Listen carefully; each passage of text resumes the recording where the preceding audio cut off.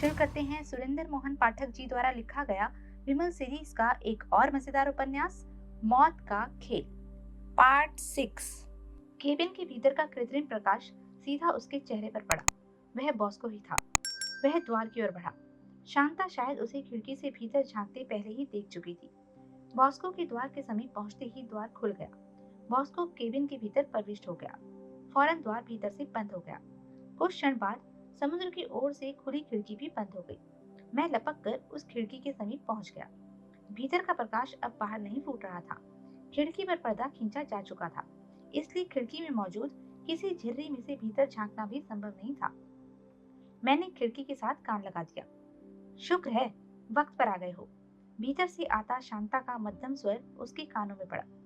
शनिवार का प्रोग्राम पक्का है, शांता फिर बोली। मैं इसी केबिन में शनिवार को तुम्हारा इंतजार करूंगी।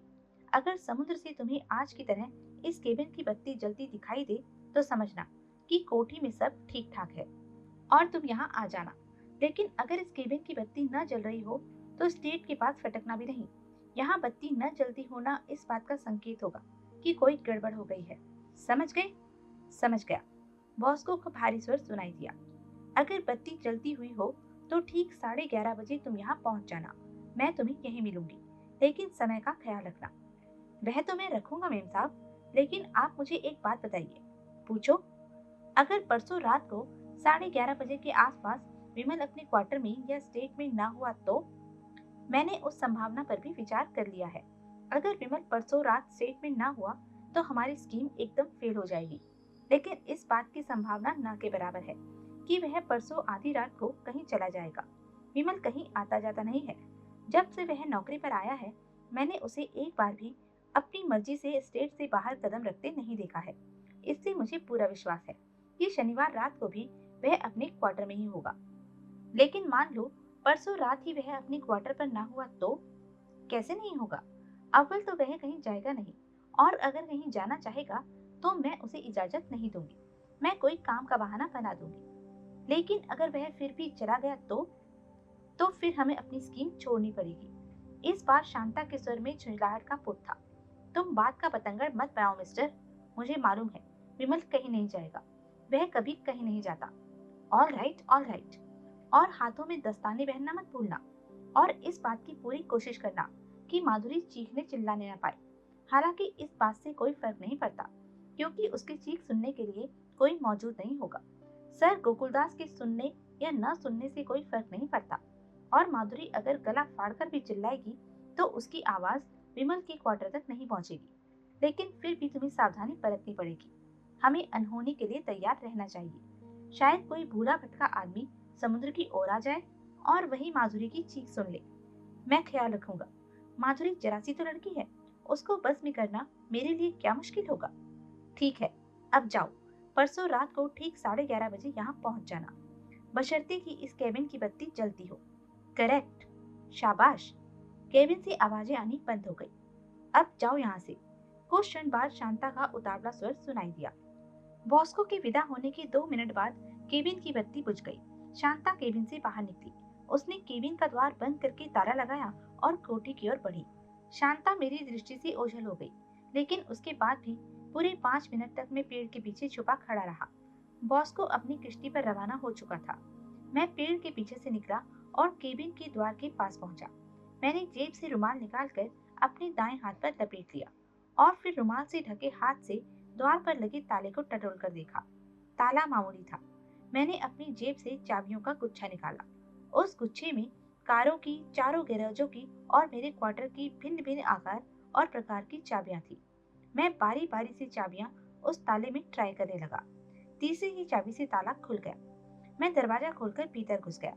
दरवाजा मैंने भीतर से बंद कर लिया और उस पर पर्दा सरका दिया। खिड़कियों पर पर्दे पहले ही पड़े हुए थे और वह मैं पहले ही बाहर से देख चुका था कि वैसी स्थिति में भीतर का प्रकाश बाहर नहीं फूटता था। मैंने टटोल टटोल कर बिजली का स्विच तलाश किया और उसे ऑन कर दिया। मेरी खोजपूर्ण निगाहें केबिन में फिरने लगी। कोने में एक मेज पर टेबल लैंप के नीचे एक वीनस की प्रतिमा पड़ी थी। मैं मेज के समीप पहुंचा। रुमाल में लिपटे हाथों से मैंने उस प्रतिमा को उठा लिया। वह लगभग 1.5 फुट ऊंची ठोस संगमरमर की प्रतिमा थी। कुछ क्षण में उस प्रतिमा को अपने हाथ में तोलता रहा। फिर मैंने संतुष्टिपूर्ण ढंग से सिर हिलाते हुए प्रतिमा को यथास्थान रख दिया। मैंने केबिन की बत्ती बुझाई, बाहर निकलकर द्वार बंद किया, द्वार को पूर्वता ताला लगाया और दबे पांव अपने क्वार्टर की ओर बढ़ चला। अगले दिन डॉक्टर कश्यप ने फिर सर गोकुलदास का मुआयना किया और घोषणा की कि अब साहब एकदम ठीक थे। उनकी नब्ज और हृदय की गति व्यवस्थित हो गई थी और वे अपनी पहले जैसी स्थिति में पहुंच चुके थे। उसके कथनानुसार पिछले दिनों में उनकी जान को जो नया खतरा पैदा हो गया था वह टल गया था। मैं जानता था कि सर गोकुलदास एकाएक केवल ऊपरी तौर पर ही ठीक लगने लगे थे।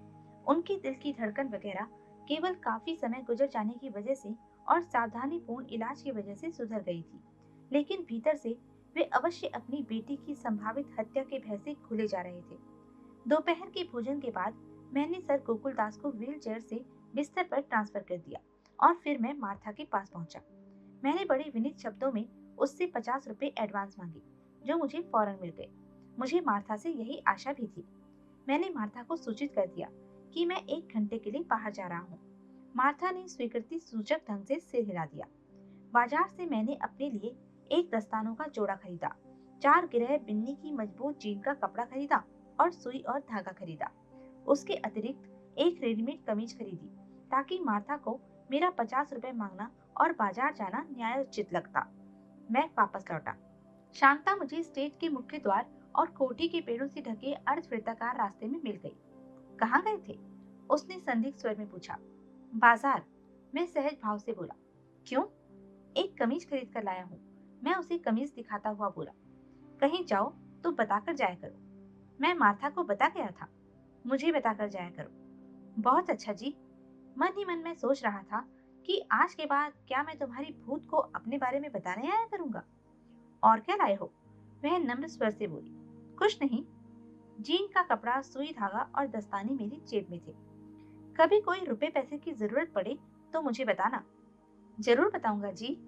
और सुनो, एकाएक उसका स्वर बड़ा धीमा हो गया। फरमाइए। शांता ने एक बार अपने दाएं बाएं देखा और फिर पूर्वता धीमे स्वर में बोली। आज रात को 11:30 बजे अपने क्वार्टर में मेरा इंतजार करना। क्यों? वहीं आकर बताऊंगी। शांता अपने धीमे स्वर को रहस्य का पुट देती हुई बोली। बात तुम्हारे ही फायदे की है। अच्छी बात है। और बत्ती जली मत रखना। अच्छा जी। ऐन मौके पर कहीं चले मत जाना। नहीं जाऊंगा। मैंने कहाँ जाना है? फिर भी कहीं जाओ तो बताकर जाना। अच्छा जी। शांता एक क्षण चुप रही, फिर बोली। मेरी गाड़ी निकाल लाओ, मैंने शहर जाना है। अभी लाता हूँ, मैं बोला और गैरेज की ओर चल दिया। मैंने गैरेज से ऑस्ट्रे निकाली और उसे ले जाकर ड्राइव वे में शांता के बगल में खड़ा कर दिया। मैं कार से बाहर निकल आया। शांता ड्राइविंग सीट पर आ बैठी और कार को ड्राइव करती हुई बाहर की ओर चल दी। मैं वापस कोठी में पहुंचा। उस समय 3 बजने को थे। यह वह समय था जब अधिकतर नौकर चाकर कहीं न कहीं पड़े ऊँघ रहे होते थे और इसलिए कोठी में आवाज नहीं के बराबर रह जाती थी। मैं चुपचाप शांता के कमरे में घुस गया। शांता के पास एक बहुत कीमती सच्चे मोतियों का हार था, जो वह कभी कभार ही पहनती थी और जिसको मैंने उसे डिब्बे में बंद करके अपने ड्रेसिंग टेबल की दराज में रखते देखा था। मार्था के कथनानुसार हार की कीमत 1 लाख रुपए से अधिक थी और वह हार शादी के बाद शांता को सर गोकुलदास की पहली और आखिरी कीमती भेंट थी। ड्रेसिंग टेबल की दराज का ताला केबिन के ताले से भी मामूली था। मैंने उसे 1 मिनट में खोल दिया। भीतर मखमल की लाइनिंग वाले डिब्बे में वह मोतियों का हार मौजूद था। मैंने हार निकालकर अपनी जेब के हवाले किया और डिब्बे को यथास्थान रख दिया। मैंने दराज बंद करके उसका ताला फिर लगा दिया। मैं शांता के कमरे से बाहर निकला। मैंने उसके पीछे दरवाजा बंद कर दिया। उसी क्षण मोड़ घूमकर मार्था ने उस गलियारे में कदम रखा। मैं बौखला गया। मार्था ने निश्चय ही मुझे शांता के कमरे से निकलते देख लिया था। उसकी संदिग्ध निगाहें मेरी ओर देख रही थी। हालांकि मैंने विपरीत दिशा में जाना था, लेकिन मैं जानबूझकर गलियारे में उस ओर बढ़ा जिधर मार्था खड़ी थी। तब तक मैं स्वयं को काफी हद तक नियंत्रित कर चुका था। तुम तो बाजार गए हुए थे, मार्था संदिग्ध स्वर में बोली। बाजार से हो आया हूँ।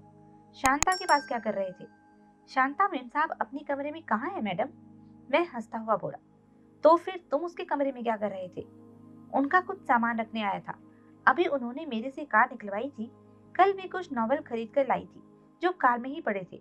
उन्होंने मुझे कहा कि मैं नॉवल उनके कमरे में रखाऊं और वे खुद शहर की ओर रवाना हो गई। मैंने कार के पोर्टिको में आने की आवाज नहीं सुनी। मैं कार पोर्टिको में लाया ही नहीं था। शांता मेम साहब गेट पर खड़ी थी। ओह, मैंने शांति की सांस ली। प्रत्यक्षता मार्था को मेरी बात पर विश्वास हो गया था। 50 रुपए का क्या खरीदा? एक कमीज लाया हूँ। मैं मार्था को कमीज दिखाता हुआ बोला। बाकी रुपए मेरे पास हैं। बाकी रुपए ऊट पटांग खर्च मत कर देना। पैसा जमा करने की आदत डालो। यस मैडम, मैं स्कूल जाने वाले बच्चे जैसी आज्ञाकारिता से बोला। मैंने मार्था का अभिवादन किया और वहां से यूं खिसका जैसे चोर जेल से छूटकर भागता है। मैं अपने क्वार्टर में पहुंच गया। फिर मैं जीन का कपड़ा और सुई धागा लेकर बैठ गया। लगभग 10 मिनट बाद मैंने जीन के कपड़े की लगभग 2 इंच चौड़ी और 12 इंच लंबी थैली तैयार कर ली। फिर मैं एक थैला लेकर बीच पर पहुंचा और उसमें बीच की रेत भर लाया। जीन के कपड़े की थैली में मैंने ठूस ठूस कर रेत भरी और फिर उसका मुंह सी दिया। बाकी की रेत मैं वापस बीच में फेंक आया। जीन के कपड़े की बची कतरनें मैंने कूड़ेदान में डाल दी। मैंने रेत की थैली को अपने हाथ में तोला। मैं अपने कार्य से संतुष्ट था। मेरी स्कीम पूर्ण रूपेण तैयार थी। आज रात 11:30 बजे शांता बीच के केबिन में बैठी बॉस्को का इंतजार कर रही होगी। मैं 11:25 पर केबिन में पहुंचूंगा और केबिन में पड़ी वीनस की संगमरमर की प्रतिमा से शांता की खोपड़ी पर भरपूर प्रहार से उसका काम तमाम कर दूंगा। फिर मैं समुद्र के पास एक पेड़ के पीछे छुप जाऊंगा। 11:30 बजे बॉस्को आएगा। मैं पीछे रेत की थैली से उसकी गर्दन पर प्रहार करूंगा। बॉस्को को कोई बाहरी चोट नहीं आएगी। साथ ही वह लंबा चौड़ा मजबूत आदमी है, इसलिए शायद रेत की थैली के प्रहार से मरेगा नहीं। लेकिन वह कितना ही मजबूत क्यों न हो और मैं कितना ही कमजोर क्यों न हो, मुझे पूरा विश्वास था कि वह बेहोश जरूर हो जाएगा। फिर मैं उसके शरीर को घसीटकर समुद्र के उस भाग में ले जाऊंगा जहां पानी में से कुछ चट्टानें निकली हुई है। वहां मैं बॉस्को को पानी में डुबो दूंगा। सांस न आ पाने से उसके प्राण निकल जाएंगे। मैं उसकी लाश को किसी एक चट्टान के समीप डालकर उसके समीप ही उसकी किश्ती उलट दूंगा। मैं उसकी जेब में शांता का कीमती हार डाल दूंगा। अगले दिन जब पुलिस तफ्तीश करेगी तो उसे मालूम होगा कि बॉस्को एक बड़ा ही फसादी आदमी था। वह गोकुलदास स्टेट से नौकरी से निकाल दिए जाने के बावजूद भी 1 महीने की फालतू पगार मांगने और झगड़ा करने आया था। हालात से यही जाहिर होगा कि उस रात वह शायद शांता से कुछ रुपया झटकने की नीयत से आया था। शांता उस समय अपना मोतियों का कीमती हार पहने हुई थी। बॉस्को ने वीनस की संगमरमर की मूर्ति उठाकर शांता के सिर पर दे मारी, जिसकी वजह से उसके प्राण निकल गए। बॉस्को उसकी गर्दन से मोतियों का हार निकालकर वहां से भागा। वह अपनी किश्ती पर सवार हुआ और समुद्र में आगे बढ़ा। दुर्भाग्यवश अंधकार और उसकी जल्दबाजी के कारण किश्ती किसी चट्टान से टकराकर पहले बेहोश हो गया और फिर पानी में दम घुट जाने से मर गया। किस्सा खत्म। शनिवार की रात को कोठी का सारा स्टाफ दशहरा देखने चला गया। नर्स एलिस भी माधुरी को सर गोकुलदास की दवाइयों वगैरह के बारे में समझाकर वहां से विदा हो गई। अंधकार होने तक कोठी में केवल सर गोकुलदास, माधुरी, शांता और मैं बाकी रह गए थे। रात के 8:30 बजे के करीब मैंने सर गोकुलदास को उनके बिस्तर पर लिटा दिया। उसके बाद माधुरी ने मेरी छुट्टी कर दी और वह स्वयं सर गोकुलदास को एक उपन्यास पढ़कर सुनाने लगी। मैं अपने क्वार्टर में आ गया। 10 बजे के करीब कोठी की सारी बत्तियां बुझ गई। मैं अपने क्वार्टर में बिस्तर पर लेटा एक पत्रिका पढ़ने लगा। मैंने अपने पलंग को खिड़की के पास इस स्थिति में सरका लिया था कि देखने वाले को बाहर से ही मालूम हो जाता कि मैं अपने क्वार्टर में मौजूद था। मैं नाम को पत्रिका पढ़ रहा था, लेकिन वास्तव में मैं बाहर की राहदारी की ओर देख रहा था। लगभग आधे घंटे बाद मुझे अपने क्वार्टर से थोड़ी दूर पेड़ों के पास एक स्त्री की आकृति का आभास मिला। कुछ देर वह आकृति वहां खड़ी रही और फिर वापस कोठी की ओर बढ़ गई। मैं उसे चाल से ही पहचान गया था। वह निश्चय ही शांता थी, जो वह चेक करने आई थी कि मैं अपने क्वार्टर पर मौजूद था या नहीं। मैंने उसी की सहूलियत के लिए अपने पलंग को अपनी वर्तमान स्थिति में सरकाया था, ताकि शांता को दूर से ही मालूम हो जाता कि मैं क्वार्टर में मौजूद था। मैंने पत्रिका फेंक दी और प्रतीक्षा करने लगा। दूर कहीं घड़ियाल पर 11 चोटें पड़ी तो मैं अपने क्वार्टर की बत्ती बुझाकर बाहर निकल आया। मैं दबे पांव बीच पर स्थित केबिन की ओर बढ़ा। केबिन में अभी अंधकार था। मैं केबिन के पिछवाड़े के एक पेड़ के पीछे छुपकर खड़ा हो गया। मैं तैयार था। मैंने हाथों में दस्ताने पहने हुए थे।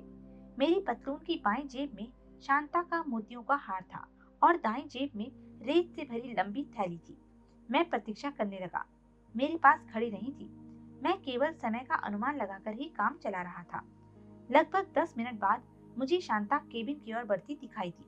मैं सतर्क हो गया और सांस रोके पेड़ के पीछे खड़ा रहा। शांता केबिन के मुख्य द्वार पर पहुंची। उसने केबिन का ताला खोला और दरवाजा ठेलकर भीतर प्रविष्ट हो गई। मैं दबे पांव आगे बढ़ा और जाकर केबिन की दीवार के साथ लगकर खड़ा हो गया। केबिन के भीतर की बत्ती जल गई। पहले की तरह समुद्र की ओर की एक खिड़की को छोड़कर केबिन के बाकी सारे खिड़की दरवाजे बंद थे और उन पर पर्दे पड़े हुए थे। मैं अपने स्थान पर निशब्द खड़ा रहा। सब ओर सन्नाटा था। जब मेरे अनुमान से 11:25 हो गए तो मैं अपने स्थान से हिला। मैं दबे पांव केबिन के मुख्य द्वार के समीप पहुंचा। मैंने द्वार को धीरे से धक्का दिया। द्वार खुला था। बॉस्को, शांता की फुसफुसाहट जैसी धीमी आवाज सुनाई दी। मैं पर्दा हटाकर केबिन में प्रविष्ट हो गया। मेरी सूरत देखते ही शांता यूं घबराई जैसे भूत देख लिया हो। कुछ क्षण उसके मुंह से बोल नहीं फूटा। जब बोली तो केवल इतना ही कह पाई, तुम। मेरी सूरत वहां देखकर उसका भयभीत तो उठना स्वाभाविक था। बॉस्को किसी भी क्षण वहां पहुंच सकता था और बॉस्को से मेरा सामना हो जाने से उसकी पोल खुल सकती थी और फिर उसकी सारी स्कीम धरी की धरी रह जाती। 11:30 तो बज गए थे मेम साहब, मैं सहज स्वर से बोला। और आप आई नहीं। फिर मुझे केबिन में लाइट दिखाई दी। मैंने सोचा शायद आप यहाँ हो तो मैं यहाँ चला आया। शांता कितनी त्रस्त थी, उसका अनुमान इसी से लगाया जा सकता था कि मेरे क्वार्टर से केबिन की लाइट तो क्या केबिन तक नहीं दिखाई देता था। लेकिन शांता को यह बात नहीं सूझी थी। उसने व्याकुल नेत्रों से द्वार की ओर देखा। नहीं नहीं, वह हड़बड़ाए स्वर में बोली, तुम अपने क्वार्टर में जाओ, मैं वहीं आती हूँ। लेकिन मेम साहब, जब मैं यहाँ आ ही गया हूँ तो।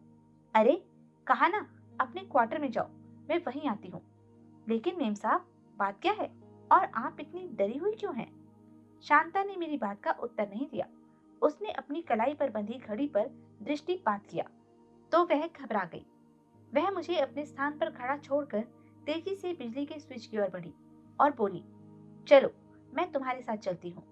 उसने बॉस्को को निर्देश दिया था कि अगर केबिन की बत्ती न जल रही हो तो वह बीच पर कदम न रखे। वह बत्ती बुझाने जा रही थी ताकि बॉस्को आगे न बढ़ सके। उसकी पीठ मेरी ओर होते ही मैंने मेज से वीनस की प्रतिमा उठा दी। मैंने प्रतिमा को मजबूती से अपने हाथ में दबोच लिया। मेरी प्रतिमा वाला हाथ मेरे सिर से ऊंचा उठा। उसी क्षण किसी अज्ञात भावना से प्रेरित होकर शांता वापस घूम पड़ी। उसने मेरा वीनस की प्रतिमा वाला उठा हुआ हाथ देखा। उसने मेरी आंखों में मौत का साया देखा। उसने मेरे हाथों में दस्ताने देखे और 1 सेकंड के 1000वें भाग में उसकी समझ में आ गया कि अगले ही क्षण उसका क्या अंजाम होने वाला था। दहशत से उसके नेत्र फट पड़े। चिल्लाने के लिए उसका मुंह खुला। उसके दोनों हाथों से बचाव के लिए सामने फैल गए। लेकिन इससे पहले कि उसके मुंह से आवाज निकल पाती, मेरा वीनस की प्रतिमा वाला हाथ बिजली की तरह नीचे गिरा। संगमरमर की भारी प्रतिमा शांता की खोपड़ी से टकराई। शांता की खोपड़ी तरबूज की तरह फट गई। उसकी खोपड़ी में से खून फव्वारे की तरह फूट निकला। वह भरभरा कर मेरे पैरों के पास फर्श पर ढेर हो गई। उसके प्राण निकल चुके थे। मैं खून से रंगी वीनस की प्रतिमा अपने हाथ में लिए अपने स्थान पर खड़ा हाँफता रहा। फिर मेरी निगाह अपने आप ही खुली खिड़की से बाहर की ओर उठ गई। दूर समुद्र की छाती पर मुझे किश्ती का आकार दिखाई दिया। बॉस्को आ रहा था। मैंने वीनस की प्रतिमा को शांता की लाश के समीप फेंक दिया और तेजी से केबिन से बाहर निकल आया। मैंने केबिन का द्वार भिड़का दिया और समुद्र की ओर बढ़ा। मेरा दायां हाथ अपने आप मेरी जेब में सरक गया था और मेरी उंगलियां मजबूती से रेत की थैली के गिर्द लिपट गई थी। बॉस्को की किश्ती अभी किनारे से दूर थी। मैं पेड़ों के बीच से गुजरता हुआ आगे बढ़ा।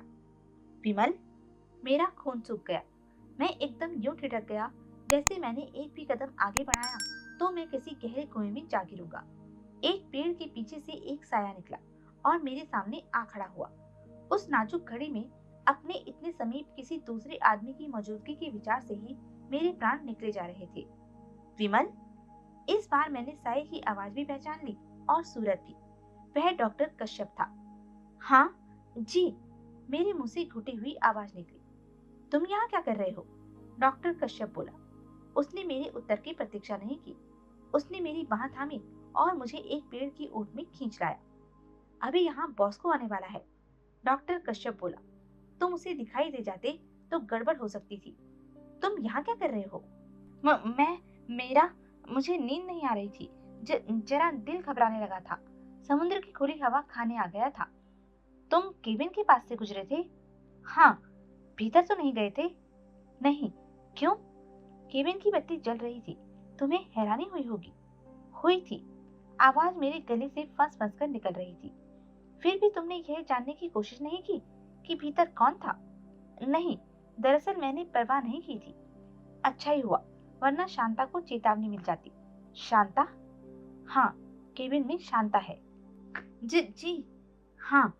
तुम्हें मालूम है वह बदकार औरत क्या करने वाली है? क्या करने वाली है? मुझे ऐसा लगने लगा जैसे मैं अपने पैरों पर खड़ा नहीं रह पाऊंगा, जैसे मैं अभी लड़खड़ाकर गिर पड़ूंगा। शांता और बॉस्को माधुरी की हत्या करने वाले हैं। शांता केबिन में बैठी बॉस्को का ही इंतजार कर रही है। बॉस्को किसी भी क्षण यहाँ पहुंच सकता है। मैंने उसके लिए जाल फैला रखा है। तुम्हारी जानकारी के लिए पुलिस ने सारी स्टेट को घेरा हुआ है। मैं कुछ नहीं बोला। मैं कुछ बोलने के काबिल रहा भी नहीं था। मुझे लग रहा था जैसे किसी भी क्षण मेरे दिल की धड़कन रुक जाएगी।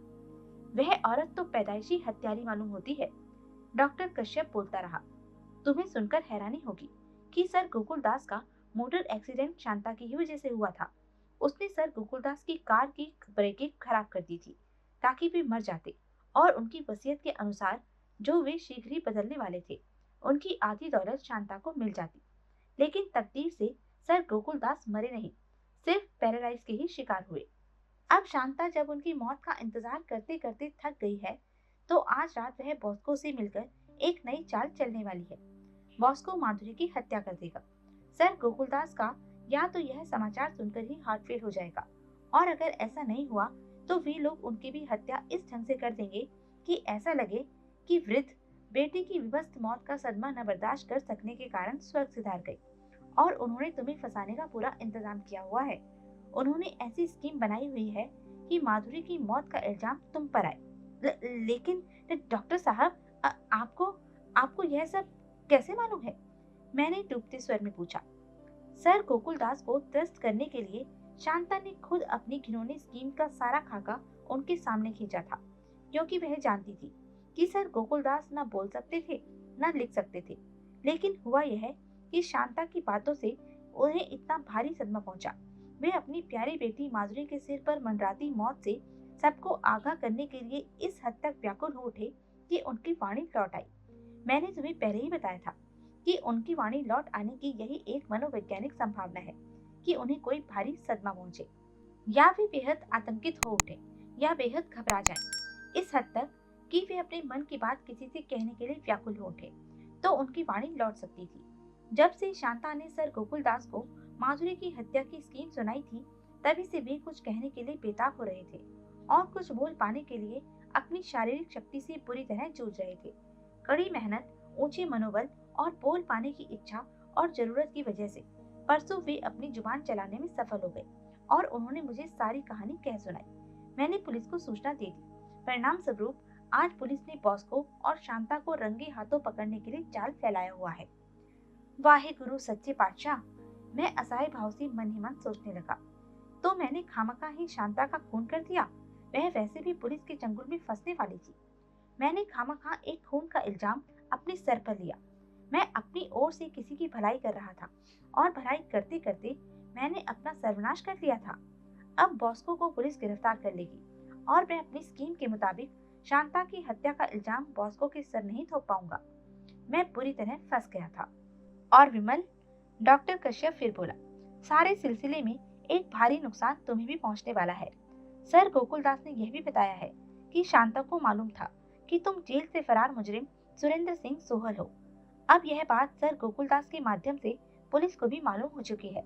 इस समय सारी स्टेट को पुलिस ने घेरा हुआ है, इसलिए तुम्हें दोबारा भाग निकलने का मौका भी नहीं मिल सकता। शांता और बॉस्को के साथ तुम भी गिरफ्तार होने वाले हो। मेरे घुटने कांपने लगे। अपनी पतलून की जेबों में रखे मोतियों का हार और रेत की थैली मुझे टाइम बम से मालूम होने लगे, जो किसी क्षण फट सकता था। विमल, डॉक्टर सशंक स्वर में बोला, यह तुम्हारी कमीज पर छींटे कैसे हैं? मैंने सर झुकाकर अपनी कमीज का सामने का हिस्सा देखा तो मेरा मुंह सूख गया। तकदीर मुझे झटके पर झटका दिए जा रही थी। शांता की खोपड़ी से फव्वारे की तरह फूटे खून के छींटों से मेरी कमीज रंग गई थी और मुझे खबर ही नहीं हुई थी। डॉक्टर कश्यप ने हाथ बढ़ाकर मेरी कमीज को एक स्थान पर छुआ। अरे, वह आतंकित स्वर में बोला, यह तो खून है। अपना अगला एक्शन मैंने 1 सेकंड में निर्धारित कर लिया। पहले गिरफ्तार होने पर 1.5 साल जेल में काटने का ही खतरा था, लेकिन अब गिरफ्तार होने पर मैं शर्तियां फांसी पर लटकता। उसी क्षण डॉक्टर कश्यप मेरे पास से हटकर तेजी से आगे बढ़ा। एक भी क्षण नष्ट किए बिना मैंने जेब से रेत की थैली निकाली। मैं लपक कर आगे बढ़ा। मैंने थैली का भरपूर प्रहार डॉक्टर कश्यप की गर्दन पर किया। डॉक्टर कश्यप मुंह से एक शब्द भी निकाले बिना भरभरा कर रेत पर ढेर हो गया। मैं पेड़ों के पीछे छुपता हुआ उस ओर बढ़ा जिधर सर गोकुलदास की मोटर बोट खड़ी रहती थी। मैं बिना किसी रुकावट के काफी आगे बढ़ गया। फिर मुझे अपने और मोटर बोट के बीच में एक बंदूकधारी सिपाही दिखाई दिया। मुझे देखकर सिपाही ने बंदूक मेरी ओर तान दी। कौन है? सिपाही कर्कश स्वर में बोला। श्श! मैं धीरे से बोला। मैंने अपने होठों पर उंगली रखकर उसे चुप रहने का संकेत किया और अपना रेत की थैली वाला हाथ अपनी पीठ पीछे छुपाए बेधड़क सिपाही की ओर बढ़ा। मेरे एक्शन का सिपाही पर प्रत्याशित प्रभाव पड़ा। उसने बंदूक थोड़ा नीचे झुका ली, लेकिन वह एकदम असावधान नहीं हुआ। मैं डॉक्टर कश्यप हूँ। मैं उसे समीप आकर बोला। इंस्पेक्टर साहब कहाँ हैं? वे दूसरी ओर हैं। क्या बात है? सिपाही नम्र स्वर में बोला। डॉक्टर कश्यप के नाम का उस पर प्रत्याशित प्रभाव पड़ा था। प्रत्यक्ष था कि उसने डॉक्टर कश्यप को देखा नहीं था, लेकिन नाम जरूर सुना था। विमल भागने की कोशिश कर रहा है, मैं बोला। मैंने उसे रोकने की कोशिश की थी, लेकिन मैं सफल नहीं हो सका। वह मुझे घायल करके भाग गया है। मैं चाहता हूँ कि तुम अपने आदमियों को सावधान कर दो। और साथ ही मैंने उसका ध्यान अपनी खून से रंगी कमीज की ओर आकर्षित किया। अरे, आप तो काफी घायल हो गए मालूम होते हैं। घबराओ नहीं, खून ही ज्यादा निकला है, चोट ज्यादा नहीं लगी है। मैं चाहता हूँ कि तुम अपने आदमियों को विमल के बारे में सावधान कर दो। आप चिंता मत कीजिए डॉक्टर साहब, सिपाही विश्वासपूर्ण स्वर में बोला। हमारे घेरे से निकलकर कोई नहीं भाग सकता। वेरी गुड, मैं संतोष दर्शाता हुआ बोला। जब तक इंस्पेक्टर साहब इधर नहीं आते, मैं तुम्हारे पास ठहर जाऊं? जरूर ठहर जाइए, लेकिन जरा एक और हटकर खड़े होइए। थैंक यू, मैं बोला और उससे 2 कदम पीछे जाकर खड़ा हो गया। सिपाही फिर अपने पहरे पर मुस्तैद हो गया। उसका ध्यान मेरी ओर से हटते ही मैंने अपना रेत की थैली वाला हाथ उसकी गर्दन का निशाना बनाकर घुमा दिया। रेत की थैली उनकी कनपट्टी से टकराई। बंदूक उसके हाथ से निकल गई। उसके घुटने मुड़ गए और वह निशब्द रेत पर ढेर हो गया। मैं तेजी से मोटर बोट की ओर लपका। मैं मोटर बोट में सवार हो गया।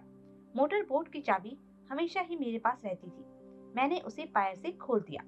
फिर मैंने इंजन स्टार्ट किया और उसे अंधेरे में अथाह समुद्र की छाती पर दौड़ा दिया। सारी मुंबई जानती थी कि गोकुलदास की मोटर बोट से तेज मोटर बोट सारी मुंबई में किसी के पास नहीं थी, पुलिस या कस्टम वालों के पास भी नहीं। जब तक पुलिस को मेरा ध्यान आया, तब तक मैं समुद्र में बहुत दूर निकल गया था। तो यह था सुरेंद्र मोहन पाठक जी का एक मजेदार उपन्यास। ऐसे ही मजेदार उपन्यास के लिए बने रहें मेरे साथ। और हाँ, मेरे चैनल को लाइक, शेयर और सब्सक्राइब करना न भूलें। धन्यवाद।